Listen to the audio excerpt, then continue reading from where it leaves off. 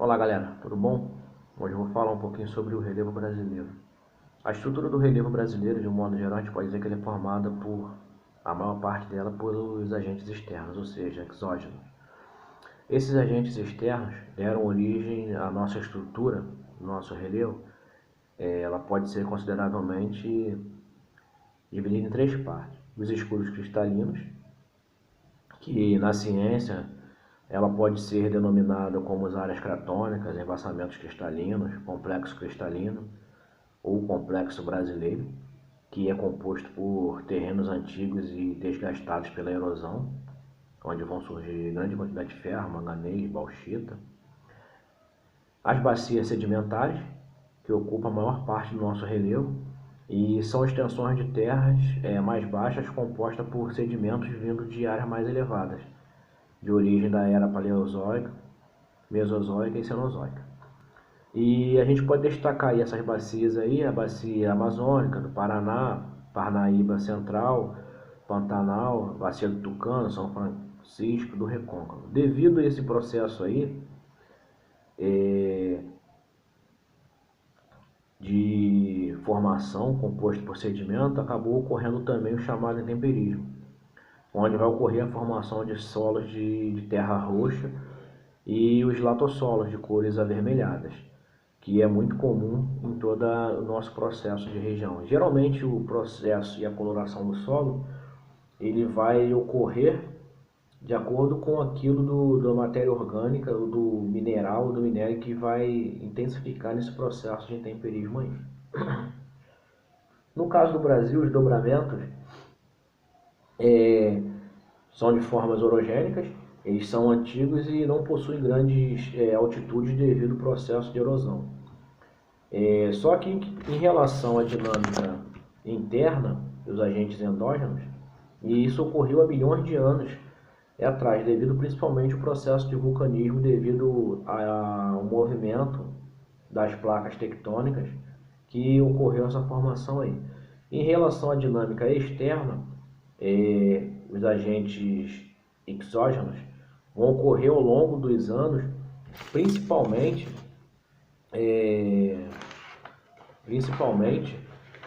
devido ao processo erosivo que a gente vai ter ao longo decorrente do processo de rio, mar, chuva, vento, esses processos erosivos que vão ocorrer de forma generalizada aí, até mesmo intemperismo. As formas do relevo. O relevo vai lembrar que ele possui várias formações. Lembrando que o Brasil possui inúmeras delas, porém fiordes e cordilheiras, de uma forma bem geral assim, a gente praticamente não tem. Então a gente pode dizer que no Brasil a gente vai ter os planaltos, que possuem altitudes variadas, geralmente dependendo do geomorfologista, ela pode ser classificada acima de 300 metros, e geralmente vai ter o cume mais ou menos nivelado. É muito comum também no planalto, na planície, a gente ter chamado os mares de morros, que são formações do relevo ondulosas, que possuem ondulações devido aos anos de processos erosivos. É muito comum os mares de morro na região sudeste, em especial muito comum no estado de Minas Gerais.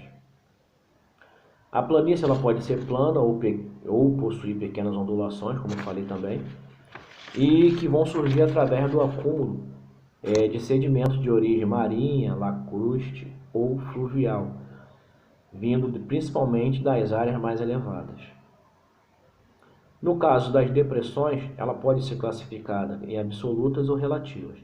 As depressões absolutas são todas aquelas que possuem elevações, possuem sua profundidade abaixo do nível do mar. E as depressões relativas, que é muito comum no Brasil, são todas aquelas que possuem sua decrescente, ou seja, estão abaixo do terreno, porém acima do nível do mar. E geralmente são causadas pelo processo erosivo. As escarpas ou falésias São grandes paredões rochosos com formas abruptas, pode ser tanto encontrada no interior do continente, ou na área de planalto, ou na área de planície, como também pode ser encontrada nas áreas litorâneas. A montanha geralmente é a parte mais elevada do relevo, que geralmente ele é formado pelo encontro de placas tectônicas. São consideravelmente jovens e modernas, só que no Brasil nossas montanhas são de caráter antigo. Então, praticamente, até porque nós não temos grandes elevações, a nossa maior elevação é em torno de 3.000 metros, são de origem antiga. Agora, quando elas têm essas montanhas chamadas de dobramentos modernos, é muito comum através do choque ou encontro de duas placas tectônicas, como acontece com a Cordilheira dos Andes, montanhas rochosas, Cordilheira do Himalaia, entre outras formações aí. Então, as formações são muito recentes devido a esse constante movimento. Essa formação do relevo, da estrutura do relevo brasileiro, ela, dependendo do geomorfologista, do autor, ela pode ser variável. Como, por exemplo, de acordo com Haroldo de Azevedo, ela possuía somente 6 classificações. E a mais atualizada, ocorrida, formada por Aziz Absaber, ela possui em torno de 9 classificações.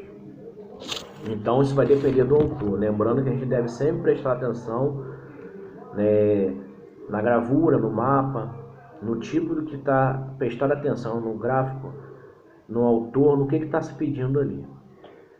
No caso do relevo submarino, é muito comum a gente ter 3 formações: plataforma continental, talude continental e região pelágica ou abissal.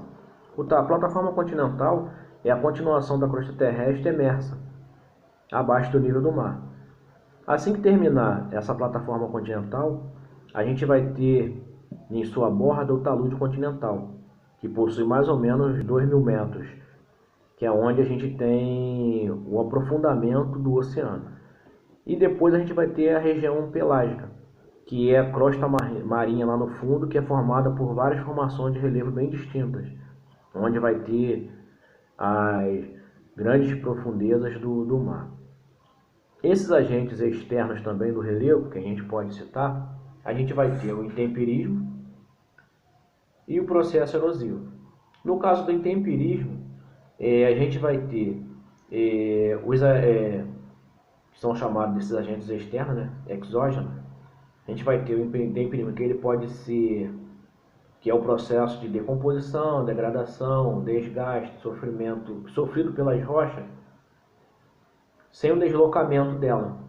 E ele pode ser físico ou químico. No caso do intemperismo físico, os principais agentes são a variação de temperatura, a cristalização de sais, atividades biológicas e o congelamento de algumas áreas dessa daí vão sofrer o processo de intemperismo físico. No caso do químico, a gente vai ter a reação desses componentes da água ou minerais juntamente com o das rochas, onde a gente vai ter oxidação, dissolução, hidrólise, hidratação, carbonatação, que irão surgir novos minerais e outros novos tipos de rocha. No caso da erosão, a gente tem delas mais variáveis, que vai ter o desgaste e o transporte de sedimentos de outros tipos de rocha, que vai ocorrer pelas chuvas, pelos rios, como por exemplo vão criar como se fossem grandes cânions, como por exemplo do Rio Colorado, que devido à área de onde corre o Rio Colorado, ser formado por rochas consideravelmente macias, geralmente pode ser classificado como rochas sedimentares, e ele acaba fazendo um aprofundamento, criando grandes cânions. Além desse aprofundamento, existem processos erosivos dos rios. Ao invés dele aprofundar, ele vai remodelar a área onde o rio corre. Por isso que às vezes é muito comum você ver rios tortuosos, muito curvos e com formação de pequenas ilhas, devido ao processo de formação de corredeira do rio. Tem a do mar também, onde vão surgir, principalmente nas áreas costeiras, a formação das chamadas escarpas ou falésias, onde a onda ela vai batendo e vai corroendo essa rocha aí.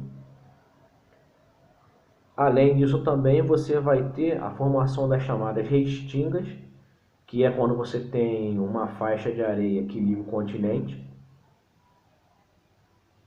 paralelos à costa, devido a esse processo erosivo. Você vai ter também a formação de recife, esse recife pode ser tanto arenoso ou que é chamado de recifes de arenito ou recife de corais. Aí no caso é quando o recife de coral é quando já passa a ter uma remodelagem dessa área. E os chamados túmulos. O túmulo é praticamente como se fosse uma restinga, porém o túmulo é quando você já tem a restinga, a gente tem a área de areia ligada ao continente. O túmulo vai ter, é como se fosse uma área de acesso entre o continente e uma determinada ilha, pequena ilha. Então você tem essa faixa de areia aí. E pode ocorrer também a formação ou a erosão causada pelos ventos, a erosão chamada de erosão eólica, e a erosão das geleiras, que vai dar origem aos fiordes, que é muito comum em países decorrentes de processos de degelo, como a Groenlândia, Dinamarca, Suécia, Finlândia, onde vão criar recortes na faixa litorânea, às vezes criando rios temporários ou às vezes rios permanentes. Então a formação também do solo brasileiro, ela vai surgir de acordo com essa variável que vai ter aí do processo de formação. Então quanto mais escuro, mais rico de nutrientes o solo é, devido ao processo de nitrificação aí. Então galera, a gente fica por aí hoje. Não esqueçam de fazer o exercício de fixação referente ao capítulo 17. E até semana que vem. Um abraço, fiquem com Deus.